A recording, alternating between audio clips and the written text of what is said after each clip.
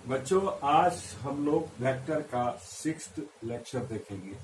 इसमें हम लोग सीखेंगे कि कंपोनेंट किसी वेक्टर का क्या होता है, वेक्टर का कंपोनेंट कैसे निकाल सकते हैं। अगर कोई वेक्टर मान लेते हैं कि ए दिया हुआ है तो और इसका एक सेट ऑफ कंपोनेंट्स, वो सेट ऑफ कंपोनेंट्स उन वेक्टर्स के सेट को कहेंगे जिन्हें जोड़ने से दिया हुआ वेक्टर मिल जाएगा। मतलब A1, A2 और A3 वेक्टर ए का एक सेट है कंपोनेंट का। अब दूसरा सेट कंपोनेंट का हम लोग बनाते हैं, ये B1, B2, B3, B4, B5, ये सेम वेक्टर ए का दूसरा सेट कंपोनेंट। तीसरा सेट C1 और C2, यह जोड़ने से हमारा वेक्टर ए मिलता है, इसलिए तीसरा सेट है इसी वेक्टर ए के कंपोनेंट। अब आता है कि रेक्टेंगुलर कंपोनेंट किसको, rectangular component of a vector. Rectangular component में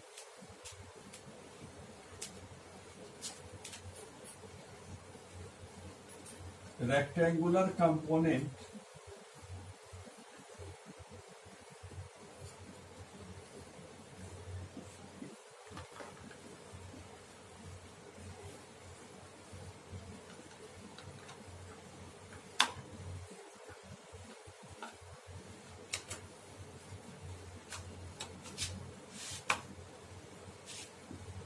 rectangular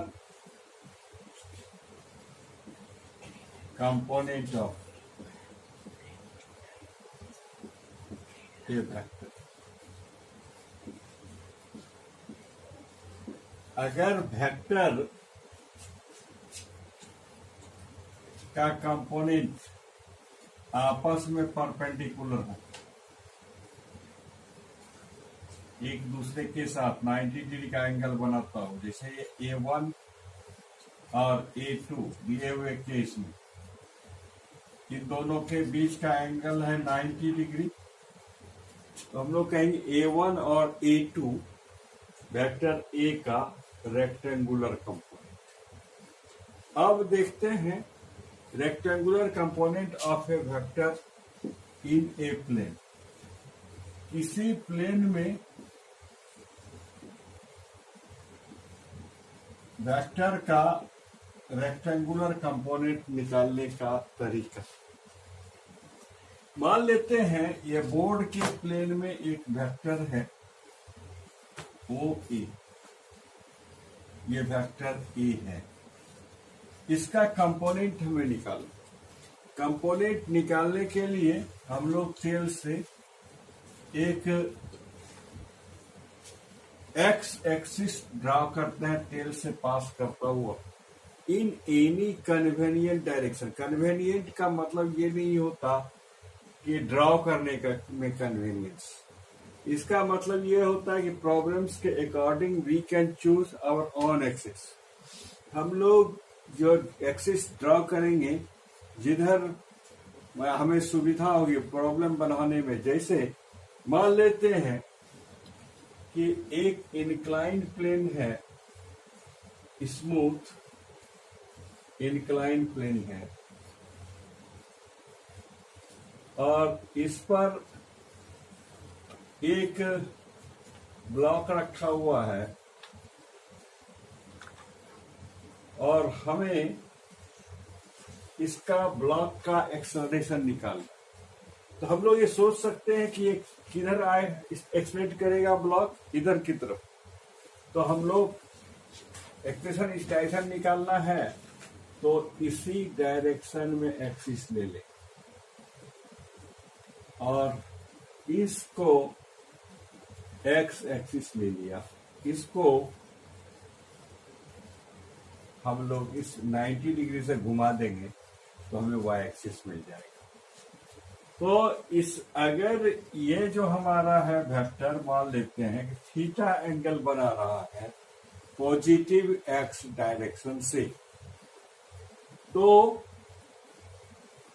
ये आपको ये थीटा एंगल है। अब प्लेन में वेक्टर को रिप्रेजेंट करने के लिए दो एक्सिस की आवश्यकता होती है। दूसरा एक्सिस वाई एक्सिस बनाते हैं, इस एक्सिस को 90 डिग्री से रोटेट करते हैं घड़ी के विपरीत दिशा में, एंटी क्लॉकवाइज सेंस। तो ये हमारा नया एक्सिस बन गया Y Y X axis Y Y direction दिखाएगा, एंटी डिग्री पर रोटेट करने पर एक्स डैश के जगह वाई डैश लिखेंगे। अब देखते हैं यहां से एक परपेंडिकुलर ड्रॉप करें। परपेंडिकुलर ड्रॉप करेंगे तो एक वेक्टर ये है ओ एल और ये वेक्टर है एल ए, दोनों अगर जुटता है तो बनाता है हमारा वेक्टर ए। अब देखते हैं ओ एल जो है ये हमारा एक कंपोनेंट है, ये component of vector A in X direction, और एल ए ये कंपोनेंट है of vector A in Y direction. ये हमारा राइट एंगल ट्रायंगल है। तो राइट एंगल ट्रायंगल है कॉस थीटा, यह होता है O L by O A, O L by vector A का magnitude, therefore O L equals A cos. ये इसको हम ए एक्स लिखते हैं सिंबल, इसको क्या लिखते हैं ए एक्स, और ये है कहलाता है एक्स कंपोनेंट ऑफ वेक्टर ए। ये कहलाएगा एक्स कंपोनेंट ऑफ वेक्टर ए, और यहां अगर ओ एल वेक्टर लिखना है तो इसके मैग्नीट्यूड में ए कॉस थीटा इंटू आई, यूनिट वेक्टर आई लिखेंगे क्योंकि एक्स डायरेक्शन में है, या इसको ए एक्स इंटू आई। इसी तरह से साइन थीटा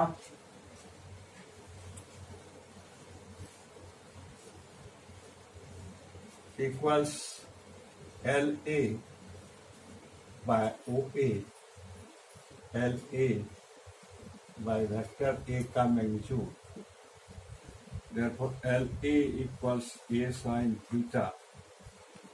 और ये एल ए जो वेक्टर है ये ए वाई लिखेंगे, ये कंपोनेंट ऑफ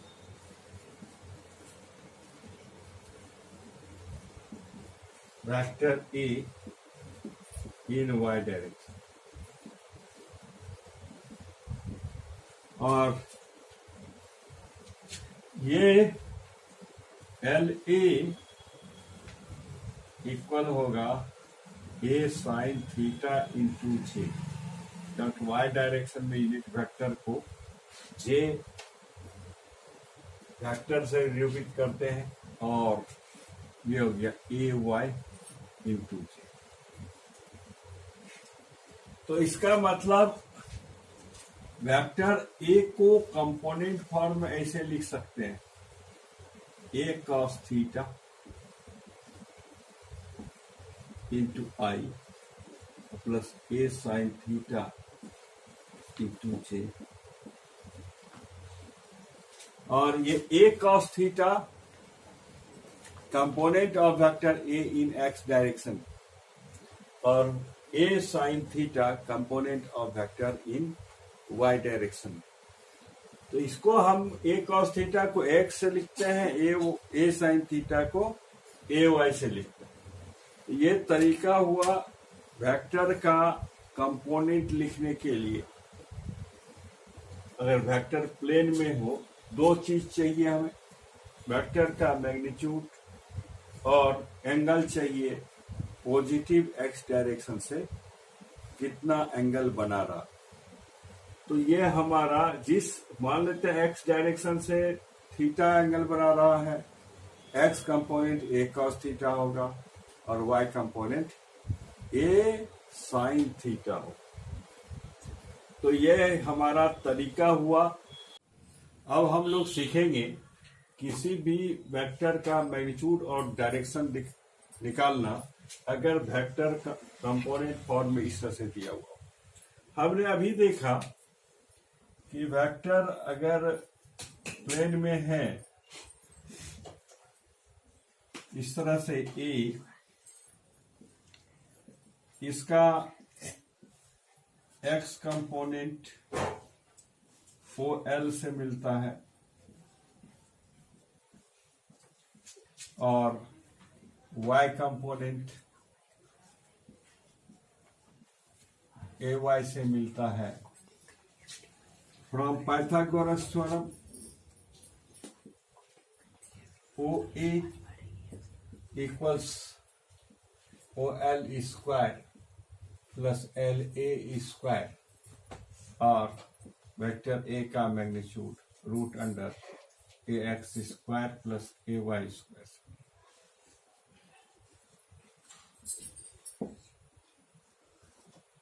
अब ये डायरेक्शन के लिए tan theta equals LA by OL और tan theta equals AY by AX for theta equals tan inverse AY by AX। इसमें एक प्रिकॉशन लेना है, आगे हम लोग देखेंगे कुछ एग्जाम्पल्स के थ्रू। अब हम लोग यहां से देखते हैं कि अगर ये एंगल थीटा है तो इधर क्या होगा 90 माइनस थीटा। इधर के तरफ कंपोनेंट ए कॉस थीटा और वाई डायरेक्शन में component A Y equals A sine theta. इसको लिख सकते हैं A cos 90 degree minus theta. इसका मतलब कंपोनेंट निकालने का एक तरीका और हुआ कि किसी भी वेक्टर का कंपोनेंट निकालने में हम लोग क्या करेंगे, वेक्टर में निकालने के लिए वेक्टर के मैग्नीट्यूड में cosine of the angle made with that direction. जैसे एक्स डायरेक्शन के साथ थीटा एंगल बना रहा तो यह क्या होगा, X component A cos theta, Y component A sine theta, A cos 90 minus theta. अब अगर प्रॉब्लम में एंगल वाई एक्सिस से दिया हुआ हो तो ए कॉस थीटा, ए वाई होगा ए कॉस थीटा, ए एक्स होगा ए साइन थीटा। हमेशा ही एंगल देखना है किस डायरेक्शन से कितना बना। अब देखते हैं कि रेक्टेंगुलर कंपोनेंट को दूसरे ढंग से देखते हैं कि एक स्मूथ सरफेस है, इस पर ब्लॉक रखा हुआ है, ये इंक्लाइन है। दूसरा स्मूथ सरफेस हॉरिजॉन्टल लेते हैं, इस पर एक ब्लॉक रखा। ये ब्लॉक पर भी इसका वेट लग रहा है नीचे की तरफ, उस पर भी वेट लग रहा है वर्टिकली डाउनवर्ड, लेकिन यहां ब्लॉक नहीं फिसलता। मतलब वेट का इफेक्ट इस केस में नहीं है और इस केस में ये इधर के तरफ एक्सलेट करता है। इसका मतलब हुआ कि इस पर नेट फोर्स इस डायरेक्शन में लग रहा है, तो वेट का कोई इफेक्ट है, ये मिलता है इफेक्ट किसी वेक्टर का किसी भी डायरेक्शन में, उसको हम लोग कहेंगे रेक्टेंगुलर कंपोनेंट से मिलेगा। किससे मिलेगा? रेक्टेंगुलर कंपोनेंट से मिलेगा। तो हम लोग लिखेंगे rectangular component of a vector और its effective value equals magnitude of vector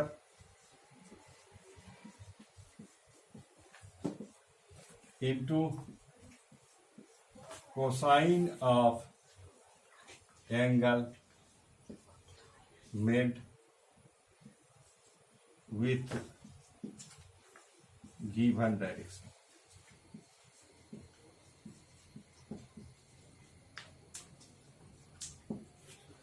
इसका मतलब हुआ कि किसी भी वेक्टर का कोई वेक्टर अगर किसी डायरेक्शन से थीटा एंगल बना रहा है तो वह, जैसे यही वेट है, वेट एक्स डायरेक्शन से ये 90 माइनस थीटा एंगल होगा, तो ये 90 माइनस थीटा और इधर थीटा होगा। इस वेट का एक component perpendicular to inclined mg cos theta और parallel to inclined mg cos 90 minus theta equals mg sin theta. लेकिन यहां इस केस में इधर से एंगल बन रहा है 90 degree. If theta equals 90 degree, cos theta 0, इसका मतलब हुआ किसी वेक्टर का component at 90 degree to its line of action नहीं होता। ये vector have no component at 90 degree to its line of action। यह हमने देखा निकालने का तरीका। अब कुछ क्वेश्चन देखते हैं, इसमें भी सीखेंगे। तो क्वेश्चन देखते हैं। फर्स्ट क्वेश्चन,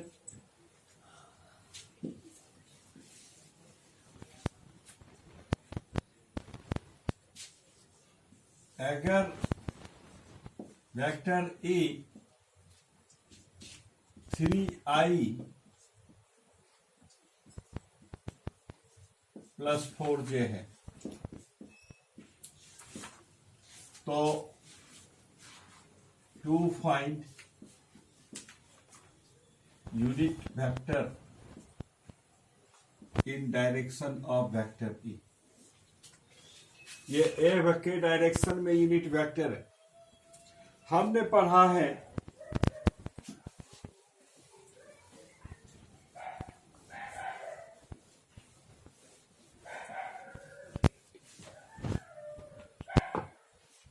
कि vector unit vector in direction of vector ए यह होता है vector A upon magnitude of vector ए।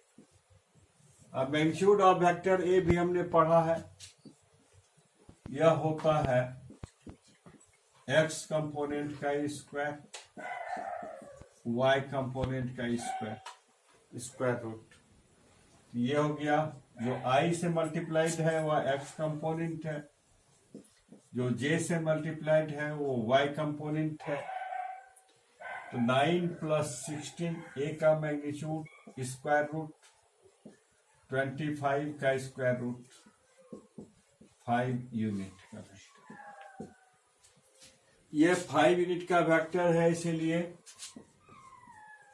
दिया हुआ वेक्टर ए है 3i प्लस 4j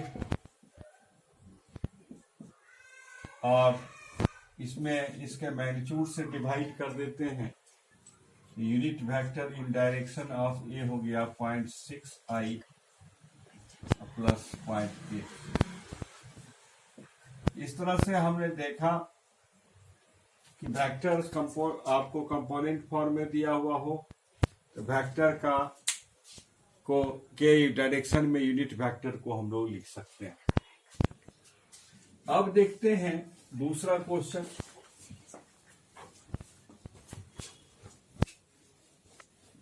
कि एक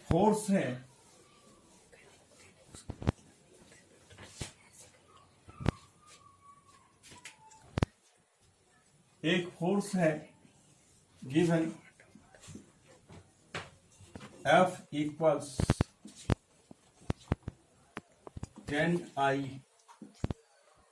10 newton into I minus 10 newton into J। तो हमारा निकालना है to find magnitude of F and its direction.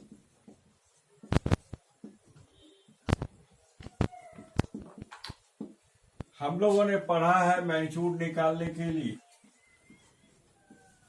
यह होता है root under fx square plus fy square, यह हो गया 10 स्क्वायर प्लस माइनस 10 का स्क्वायर, y कंपोनेंट माइनस 10, ये न्यूटन यूनिट, ये हो गया रूट 200, ये हो गया 10 रूट 2 न्यूटन। अब निकालना है डायरेक्शन। यस, यही हमें थोड़ा सा सावधानी बरतनी है। यहां देखें x कंपोनेंट पॉजिटिव है, fx इधर ड्रॉ करते हैं, fy इधर ड्रॉ करेंगे और ये एंगल ये होगा f। अब देखते हैं tan theta equals fy by fx minus 10 newton by 10 newton minus 1 equals minus 1045। ये हमारा फोर्थ क्वाड्रेंट में होगा, तो हम लिखेंगे theta equals 360 degree minus 45 degree equals 315 degree with positive x direction. यह हमें डायरेक्शन मिल गया। तो ये दूसरा क्वेश्चन। तो हमने यहां सीखा कंपोनेंट फॉर्म में वेक्टर दिया हुआ हो तो उसको मैग्नीट्यूड और डायरेक्शन कैसे निकाल सकते हैं। ये तो बहुत सिंपल है, लेकिन डायरेक्शन निकालने में पहले एक्स और वाई कंपोनेंट का साइन पर ध्यान देंगे। दिशा की तरफ पॉजिटिव कंपोनेंट पॉजिटिव एक्सिस की तरफ, निगेटिव कंपोनेंट तो निगेटिव एक्सिस की तरफ ड्रॉ करेंगे और देखेंगे एक्चुअल में क्या एंगल बनेगा।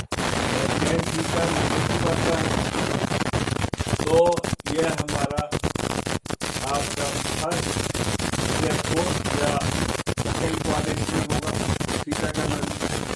अगर tan थीटा पॉजिटिव आता है तो फर्स्ट और थर्ड में होगा और निगेटिव आता है तो सेकंड और फोर्थ में आएगा। therefore यहाँ हमारा फोर्थ ये तो है y कंपोनेंट निगेटिव है, x कंपोनेंट पॉजिटिव है, ये एंगल थर्ड फोर्थ क्वाड्रेंट का है। अब एक क्वेश्चन और सॉल्व करते हैं।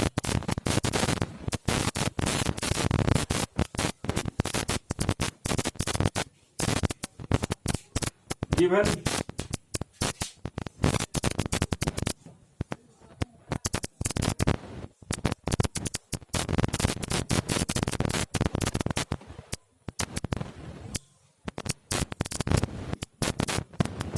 tan Newton 60 degree write the force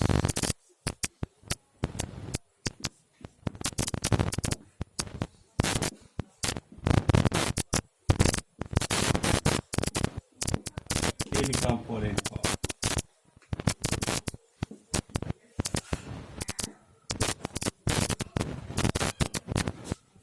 अब यहां थोड़ा ध्यान देना है, पॉजिटिव वाई एक्सिस दिया होगा, नेगेटिव वाई एक्सिस होगा, negative X axis, negative X direction से ये बना रहा है 60 डिग्री। एक्स कंपोनेंट फोर्स का नेगेटिव होगा माइनस एफ कॉस 60 डिग्री, या नेगेटिव साइन लेंगे। सिंपली इस कोसाइन ऑफ द एंगल से मल्टीप्लाई करेंगे। ये 10 न्यूटन है, कॉस 60 हाफ माइनस 5 न्यूटन, और वाई कंपोनेंट ये angle 30 degree, F Y positive होगा क्योंकि ये पॉजिटिव वाई डायरेक्शन में है। तो ये होगा एफ कॉस 30 डिग्री, कॉस 30 √3/2, ये 5√3 न्यूटन। तो इसको कंपोनेंट फॉर्म में ऐसे लिखेंगे, F equals -5 newton into i plus 5√3 newton into j. X component negative, Y component positive.